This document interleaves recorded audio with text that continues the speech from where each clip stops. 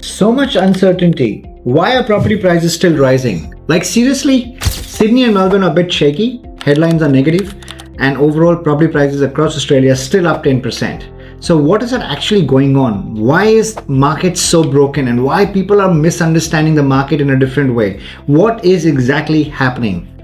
Hi, my name is Anubhav from Find My Real Estate, and if you're looking to buy, invest or just understand what's happening in property market right now, this could be a difference making a smart move versus an expensive mistake. Most people think there's one Australian property market, and this is where they get stuck. They're watching the news, scrolling through articles, hearing rates up, markets slowing, and they think, okay, I'll just wait, makes sense, right? Markets will come down. And here's the biggest problem. That logic only works if there's one property market. The truth, there isn't one property market in Australia. There are about 15,000 suburbs in Australia. Right now, we are in multi-speed market, which means that the actual market growth is quite distributed.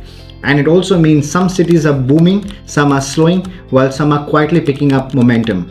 And if you don't understand which market to actually invest in, you're basically investing blind. On one side, we have rising interest rates, negative media headlines, and lower confidence due to war. Normally that should slow the market down, right?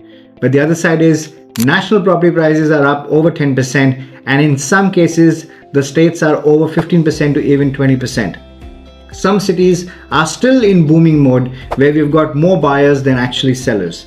Rents are skyrocketing. So how can both of these things be true at the same time? This is where most people get confused. Cities like Brisbane, Perth and Adelaide are still booming. Most people think the actual growth is done. It's not the case.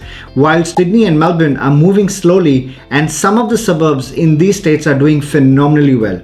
But a slow market is not necessarily a bad market. It just means that it's in a different phase of cycle. Some people want bargain today, that's possible. Some people don't want to invest in hot markets, that's possible today. So my question is, which market are you willing to invest? Because they both are going to be doing different things for different people, but the only way to actually look at this is when you're seeing property prices just moving away and you're doing nothing about it. These are driven by supply and demand, and right now we don't have enough properties. We have more people coming in, migration is all-time high, and rental markets are extremely tight. So what happens? Prices keep pushing up and demand is still winning, even when headlines say otherwise. So what are you going to do about it? Are you still going to sit on the fence and keep waiting for things to happen or markets to drop or crash? That's really not happening. A lot of people right now are just waiting in fear, waiting for prices to drop. You could see another year happen, 2027, but again, markets will still continue doing what it's doing. Of course, we do see the momentum going to reduce property prices at some point in time, but not to the extent that you would see. If you remember GFC, the markets only dropped 5%. That too, it came back very quickly in 1.5 years. We looked at the health scare, the pandemic, markets only dropped about 7 to 8% overall, and it came back really quickly in less than 6 to 8 months because of stimulus. So do you think at this time there won't be anything happening or the government won't do to step in? Everything will happen because property drives growth. This is really where people want to live. Supply is limited. So which markets are going to be in momentum in 2026 and beyond? You really need to understand that better before you invest. The market starts making a lot more sense when you're having a real conversation with a real time and real person who can take you through and make you understand the data better.